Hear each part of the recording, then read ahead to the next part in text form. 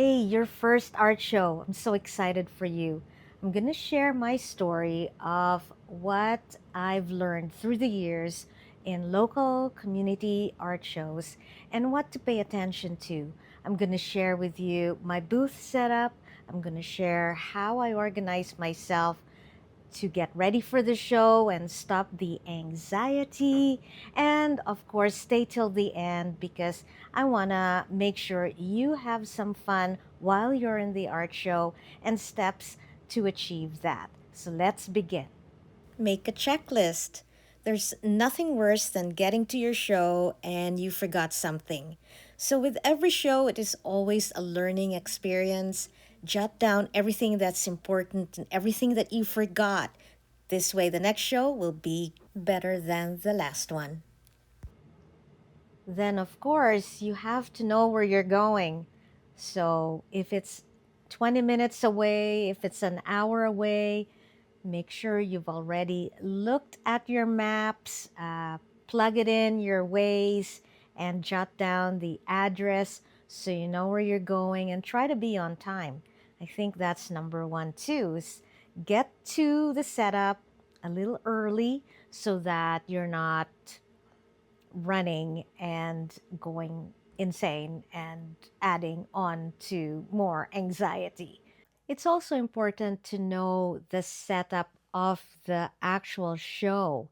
Normally, organizers would give all the participants of the show a map so you know where your booth is located.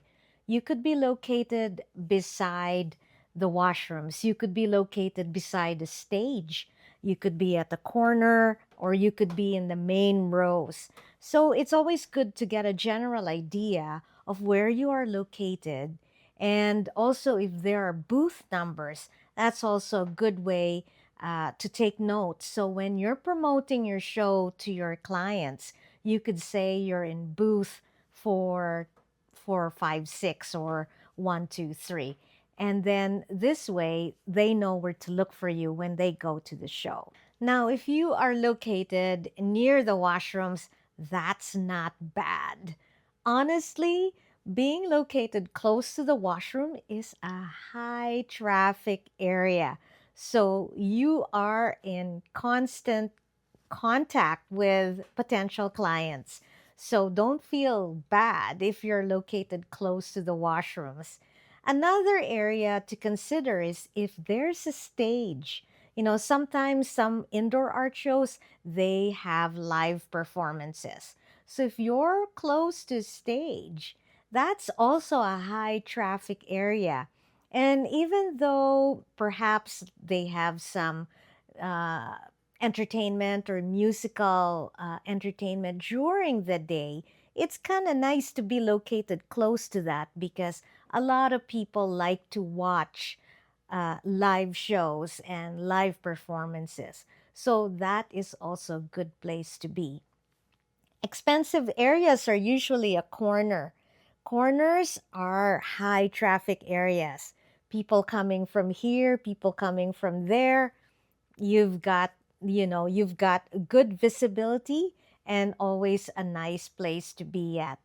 Now, what I've done in the past is at home, if I have a 5 by 5 booth, which is a standard for indoor shows, when I have a 5 by 5 booth, I kind of give myself an idea. So I place all my paintings on the floor and I kind of do a little mini setup.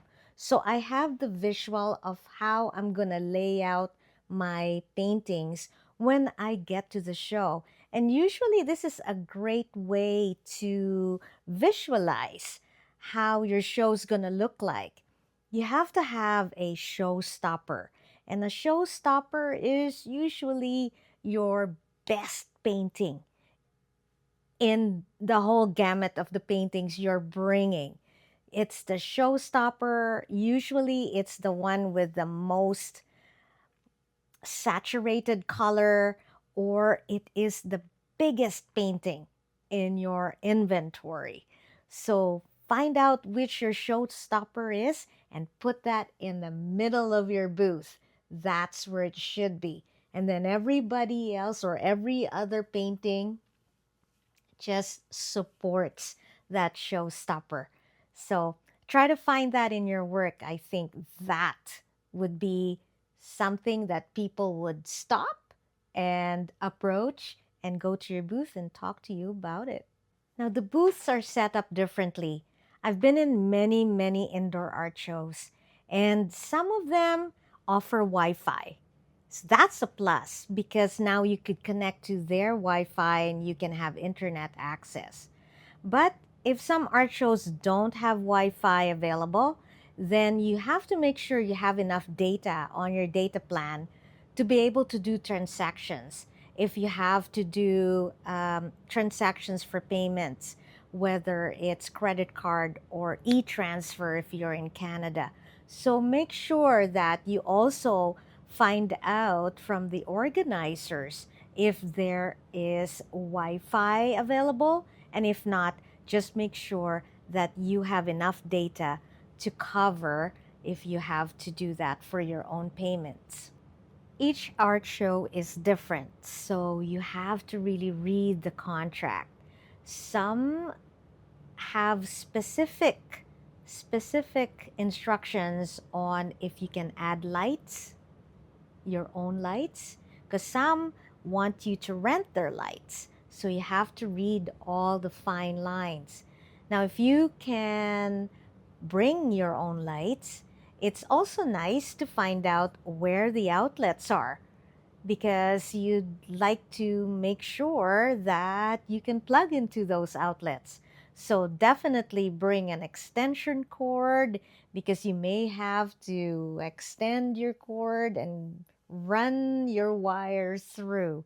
So those are little things, but very important things because if you need to light your booth, you got to make sure you got the cord and the equipment and the versatility to run your wires through to be connected. I actually have a little basket and it contains everything that I may need. It's got a hammer, duct tape, masking tape, it's got sticky tack, more labels, pen, very important to have a pen, um, staple.